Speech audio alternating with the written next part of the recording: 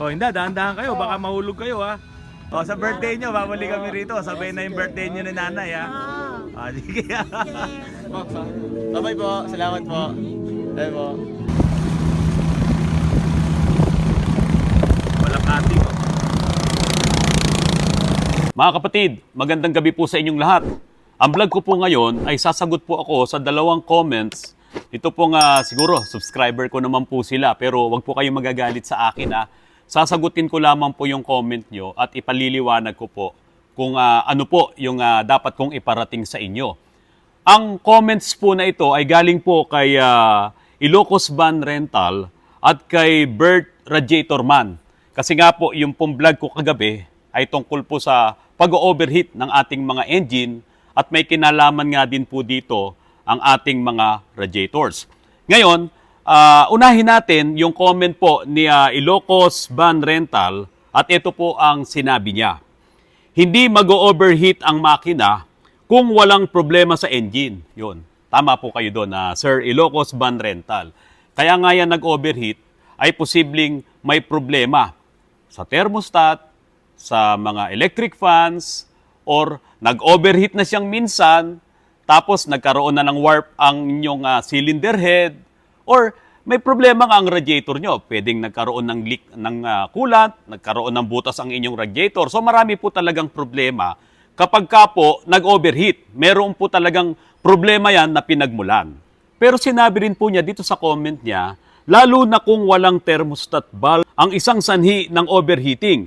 Pag close, stack up siya. Now, dapat kasi ay saraduhan yung bypass line para iwas overheat. Saraduhan daw po yung bypass line. Ito po yung vlog ko po kagabi. Ito po kasi yung bypass line. Ayan, oh.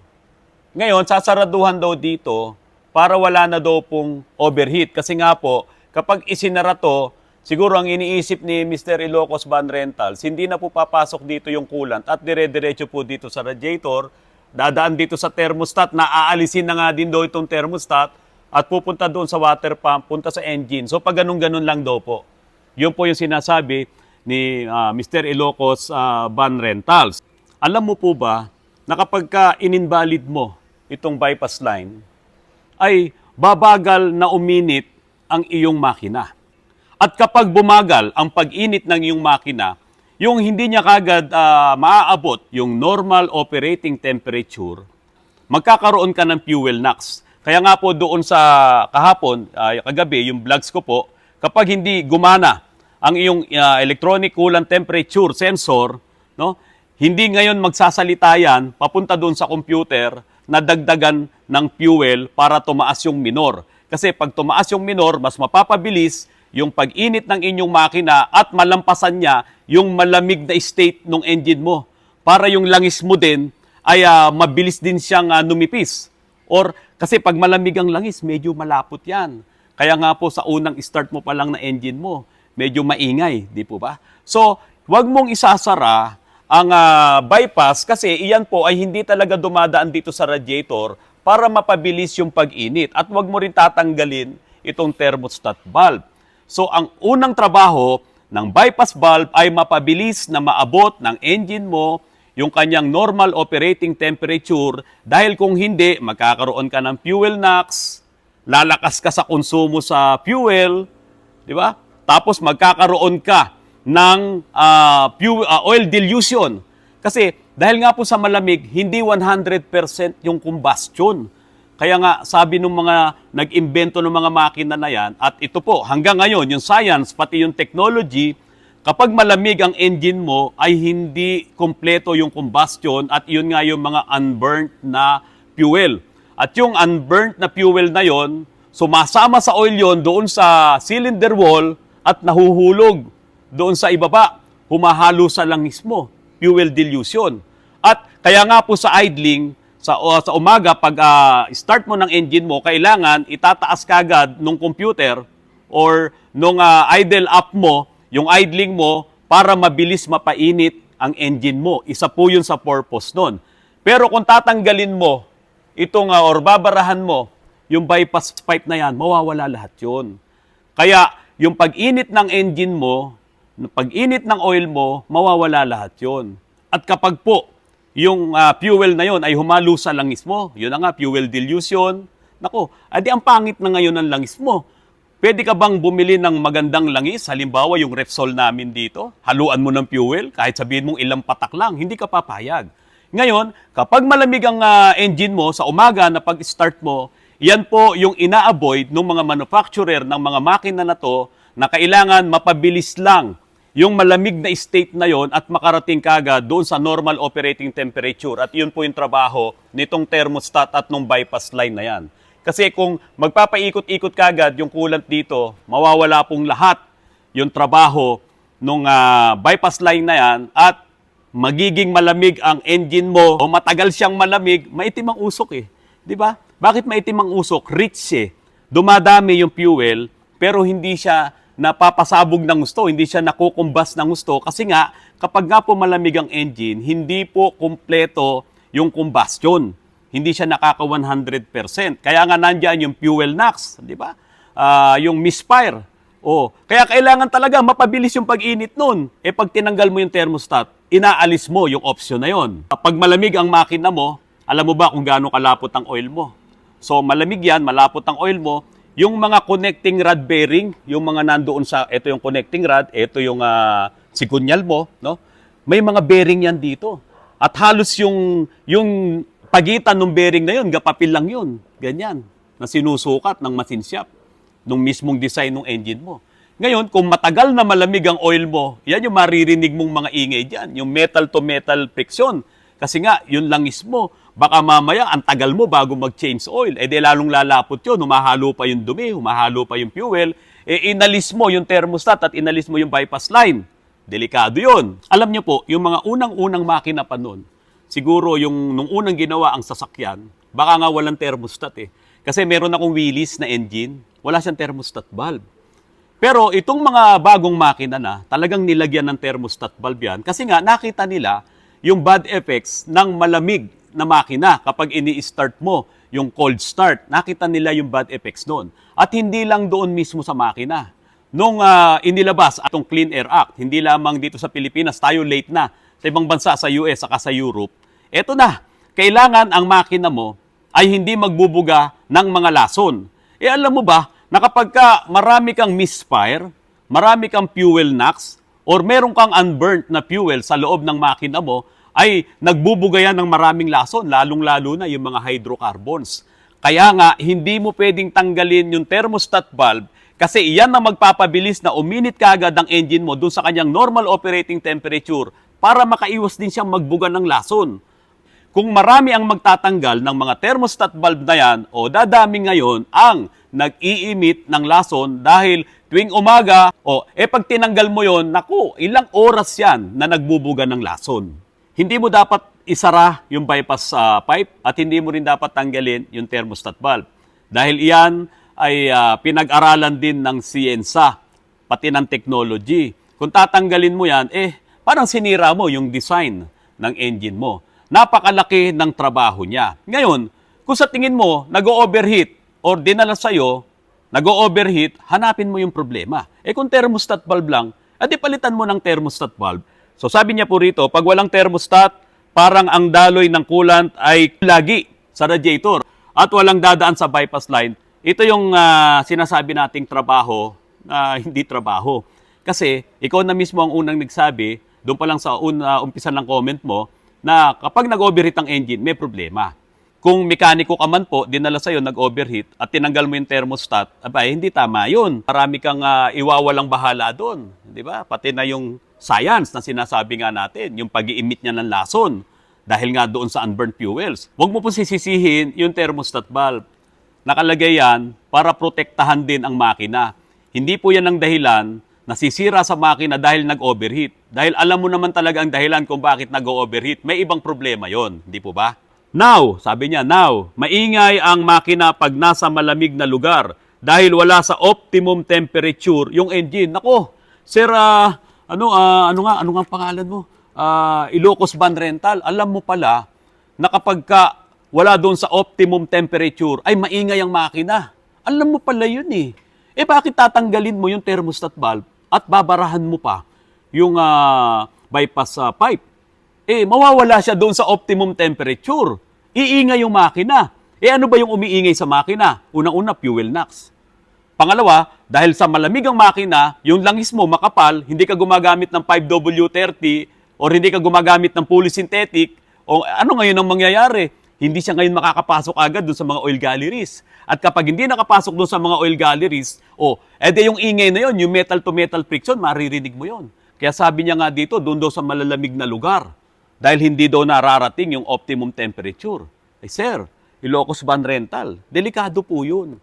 Alam mo pala na kapag malamig ang paligid doon sa malalamig na lugar, at siyempre malamig din ang makina mo, ay iingay ang makina. Bakit tatanggalin mo ngayon yung thermostat? At parang nandito ka sa Manila, pero ang sasakyan mo, ang kondisyon niya parang nasa Baguio kasi malamig. Tinanggal mo kasi yung thermostat valve. Yung logic mo, okay Ayaw mong mag-overheat, tatanggalin mo yung thermostat valve. Pero ang hindi mo alam, masama din naman yung malamig ang engine. Kasi nga, tulad nga ng sabi mo, dapat ma-reach niya yung optimum temperature. Yun nga yung sinasabi ko kanina sa una ng aking vlog, yung standard operating temperature ng engine mo. Kaya nga itong mga thermostat valve na to, may mga degrees kung kailan siya bubukas. Kasi nga, yun din, yung dapat na magtrabaho na siya ng tama. Again, saraduhan mo or condemn yung bypass line para walang dadaloy doon at hindi mag-overheat pag tinanggal ang thermostat. Ayoko nga, ikaw na lang po. Delikado po yun. Marami kang sisirain dun sa design. Nung binili mo naman ng bago yung sasakyan na yan, wala namang problema yun. Okay naman lahat yan. Paalam na ako sa iyo, Mr. Ilocos Van Rental. Peace po tayo Ang sa akin po, ipinakita po natin, ikinuwento natin kung ano naman ang bad effects kung tatanggalin mo yung thermostat valve. So nasa sa iyo na po yan kung itutuloy mo yung mga ginagawa mo. Pero sa ibang mga nakapapanood, magdesisyon po kayo kung anong gusto nyong gawin sa makina nyo. Ituloy naman natin ang pagbasa. Ito naman ang babasahin natin. Galing po kay Mr. Radiator Man. Ayan, sabi po niya, gumagawa ako ng radiator.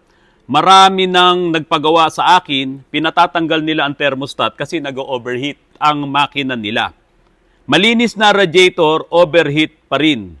Ayan. Malinis na raw po yung radiator kasi gumagawa si sir ng radiator Yun ang trabaho niya. Wala po tayong okay lang yung mga naglilinis ng radiator. Okay lang po yun. Pero baka makatulong po ito sa inyo, itong sasabihin ko. Nalinis mo na yung radiator, overheat pa rin. Baka nga po, out of range na yung kanyang thermostat valve. Ano po yung ibig sabihin nung out of range na? Tulad nitong thermostat valve na to, ito po ay may range na 76.5 degrees Celsius. So pagdating nung init na 76 degrees Celsius, halimbawa ito, sa unang start mo, ikot siya ng ikot yan. Since hindi dumadaan sa radiator dahil sarado tong thermostat valve, pagdating ng 76.5 degrees, o-open to, partial open. Ayan. Ngayon, pagdating nung talagang mainit na, sabihin na natin sa 94 degrees Celsius, mas malaki na ang opening nito. At iyon na nga po, yung panahon na yung kabilang dulo nitong thermostat valve ay isinasara niya na yung bypass line. So doon sa 94 degrees Celsius. Pero kung ito ay out of range na, halimbawa, nagpalit ka nga ng thermostat valve pero out of range pa rin, ganun pa rin daw, sira pa rin, nag-overheat pa rin. Baka nga po, hindi nga siya bumubukas doon sa 94 degrees Celsius. Paano mo ngayon yun malalaman? Sir, binabad ko naman po sa kumukulong tubig Bumukas naman po yung thermostat valve. Hindi po ganun ang pag-test ng thermostat valve. Yung napapanood nyo po sa YouTube na ginagawa nilang pagtetest na nilalagyan pa ng alambre dito, binabad sa kumukulong tubig, 100 degrees Celsius po yun. Boiling point yun. Kung doon siya bubukas sa 100 degrees Celsius, mag-overheat ka talaga. Kumukulo na ngayon yung coolant doon sa iyong radiator, doon sa iyong cooling system. Dapat, bubukas siya kung ano yung range. Tulad nito, 76.5, bubukas na siya doon partial open. Pagdating ng 94 degrees Celsius, naka-full open na siya. Paano kung hindi siya bumukas ng 94 degrees Celsius at sa 100 siya bumubukas, overheat ka. Kahit nagpalit ka ng bagong thermostat valve. At ang mas delikado pa doon, kung talagang hindi siya bumubukas doon sa partial open na 76.5, kahit sabihin mo pang bago ang thermostat valve mo, yung iba nga nakakadalawang bili. Kasi magtsatsaga muna sa replacement, China, Tapos saka bibili ngayon ng original o doon pa lang magiging okay. Eh yung iba, hindi na bumibili ng original kasi medyo mahal. Ang original, medyo pricey. Kaya ang ginagawa nila, ayan, pumupunta sa inyo, pinapatanggal sa inyo ngayon ang thermostat valve. Tulad dun sa mga unang sinabi ko, sige, pag tinanggal mo to, parang katulad ni Ilocos Van Rental na yung mga magagandang features ng thermostat valve, inaalis mo. Pati na yung emission, no? Pati na yung fuel efficiency. O pati yung lakas mo sa fuel, nandiyan na rin yun. Kasi rich ang bigay ng, ng computer doon sa iyong mga injectors. So, paano mo itetest? Ito na. Dapat meron ka ring thermometer. Ayan. Doon sa thermometer mo, pag dumating ng 94 degrees Celsius, dapat full open to. Hindi siya ordinaryong open, full open. Kasi ito, sasarahan niya yung bypass line eh. Yung full open, sasarahan niya yung bypass line. Pero kung ito, 94 degrees, kaunti lang ang inopen niya, sira pa rin ang inyong thermostat valve. Diba? Kaya dapat full open talaga siya. Ito, sasara siya doon sa bypass line. Kung bumubukas siya sa 100 lang, or lampas pa ng konti, pag tatagalin mo pa sa 100 degrees Celsius, sira ito, mag-overheat ka talaga. O, kaya po doon sa kay Mr. Radiator Man, itest mo yung thermostat valve nila. Kapag ka pinatanggal nila sa'yo, huwag ka doon sa kumukulo mag-test. Dapat may thermometer ka. Pagka malapit ng kumulo, iangat mo. Oy, sir, hindi siya bumukas sa 94 degrees Celsius. Sira na to. Bili ka lang bago.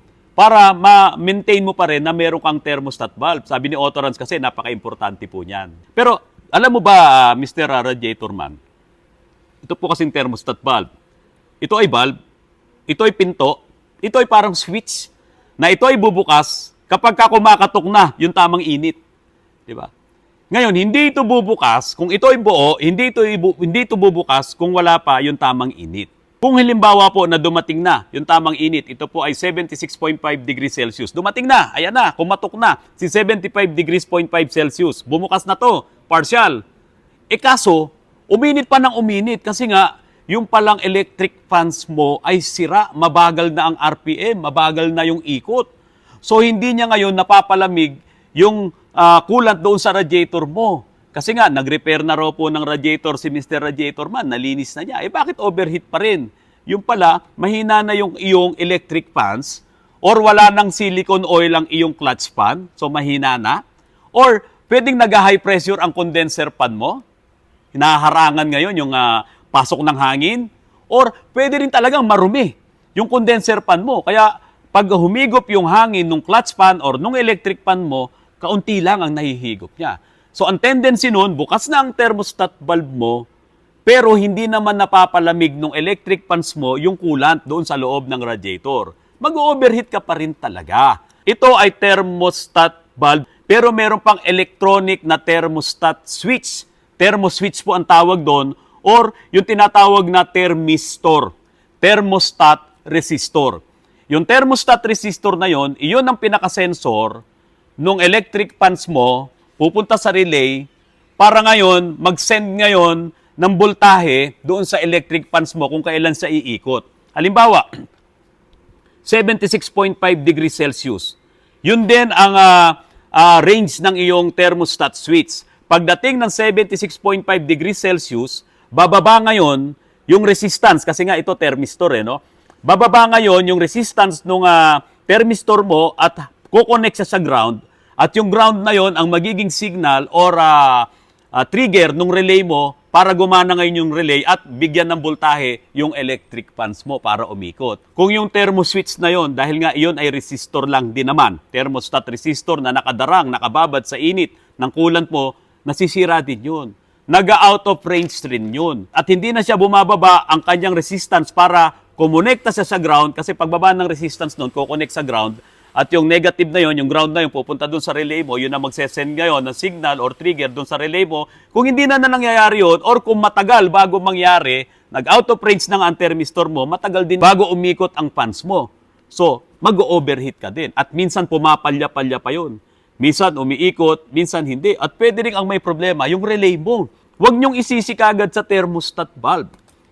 Hanapin niyo pa yung ibang problema kung ano ang nagkokos, bakit nag-overheat. Kung talagang hinanap nyo na lahat, o dito sa amin, sa Autorans, hinanap na namin lahat ng problema, okay na lahat, nag-overheat pa rin, sa makina na yun.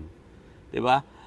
pwedeng sa compressor din kasi yung mga parasitic loss, yung mga nakakabit sa kanya mga pulley, baka mabibigat na ang ikot o pwede rin mag-cause ng overheat yon. So marami pong pwedeng mag-cause ng overheat at kailangan yan ay talagang tinotroubleshoot ng mekaniko. Hindi pwedeng basta tatanggalin mo lang yung thermostat valve dahil mas malaki ang negative effect niyan kapag tinanggal mo. So ituloy natin ang basa sa comment po ni Mr. Radiator Man. Pinatanggal nila ang thermostat at wala nang overheat.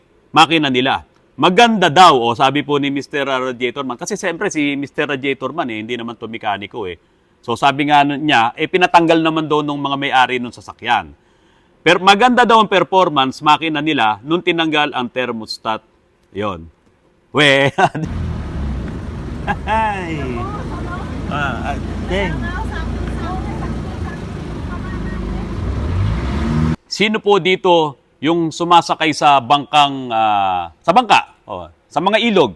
Kasi ako, lumaki rin ako sa bukid eh. Pagka bakasyon, nandiyan kami sa Masantol, Pampanga. Sumasakay kami sa bangkang demotor. Hindi ko na inabot yung sagwan. Yung sagwan, kapag ka nangingisda kami doon sa patubig. Pero kapag ka galing sa Pantalan at pupunta kami doon sa Bebe Anak, sa bahay ng lola ko, nakabangka kami demotor. At yung mga maliliit na bangka na yon, alam nyo ba kung ano ang makinang nilalagay doon? Yung makina ng generator. Yung hihilahin mo, zoom, tapos iikot at tuk, tuk, tuk, tuk, tuk, tuk. Bakit maingay? Kasi walang ano yun, walang muffler. Direct na yun. At wala pong ano yun, walang akulan. Wala po yung radiator. Yun yung ginagamit sa generator. At yung mga makina na yun, ginamit din yun sa bukid. Halos karamihan ng mga makinang demotor na mayroong gasolina ang kanyang fuel, yun po yung ginagamit. So, ginamit din nila sa bangka. Wala pong ano yun, walang radiator. Wala pong coolant. Hindi rin yun nag-overheat kasi maliit na makina lang yun. Parang makina ng ating mga motorsiklo. Ngayon, nagbago na naman ang technology. Naisipan ngayon ng mga nandyan sa bukid na sila lang ba ang pwedeng gumamit ng mas malaking makina. Ginamit nila ngayon yung makina ng 3K, ng Toyota, 4K ng Toyota, kasama mo na yung Saturn, at pati ibang mga makina na available noong time na yun, mga 60s, 70s. Ginamit na nila yung mga makina na yan. Mga 70s kasi nung sumikat, yung mga 3K, 4K na makina na yan. Pero yun, wala pa ring radiator. Hindi nila kailangan. Bakit po? Yung mismong inlet ng tubig papasok sa makina, ayun, ibinaba na nila doon sa ilog, nandun na yung hose na yon at humihigop na mismo ng tubig yun. Kaya lang, sandali lang sira yung water pump. Kasi nga po, maalat ang tubig, lalong-lalo na dun sa Masantol. Ilang kilometro pa, naku po, dagat na. No? So, yun po ay hindi na ginagamitan ng radiator. Walang ka-chance mag-overheat kasi pastro lang ang tubig. Gaano karami yung tubig dun sa ilog? So, ganun katindi yun. Pero ito mga kapatid, meron akong uncle na mekaniko ng mga bangka diyan sa Masantol, Pampanga. Nandun siya sa Arabia. Naku, yumaman doon yung uncle ko na yun. Yun po ay si Bapang Joe Padilla. Kasi wala pang isang taon, overhaul na naman yung mga bangkang demotor na yan. Bakit po? Unang-una, high RPM yan. Di ba? Tapos talagang malamig ang engine mo. Hindi talaga makuhang uminit. Nandun na yung fuel NOx, nandun na yung fuel dilution. Kaya nga po, tanungin nyo, yung mga may-ari ng mga bangka na yan, yung mga makina nila, hindi mo na yan talaga maibenta pag ayaw na nilang gamitin. Talagang iyan ay tinatambak na lang, hindi mo na yan halos pakinabangan. Pupunta sila dyan sa Banawe, pupunta dyan sa Blumentritt, yung mga walang rehistro, yun ang hinahanap nila kasi ikinakabit lang nila sa bangka. So pag tinanggal mo ang thermostat mo, yung makina mo parang sa bangka na po yan. Hindi magtatagal yan, kalaunan ay masisira. Mga kapatid, ito pong vlog ko po na to, pagsagot lang sa comment para makapagbigay po tayo ng linaw doon sa comment po nila. Ngayon, kung hindi po nila tatanggapin, okay lang po yon. May kanya-kanya po tayong paniniwala dyan. Ngayon, doon sa mga tatanggapin naman, yung paliwanag ko po tungkol dito, paki-like naman po at paki-share ang aking vlog na ito. At kung pwede po sana, paki-subscribe nyo na rin po ang aking channel. Mga kapatid, magandang gabi po at maraming salamat po sa inyong lahat.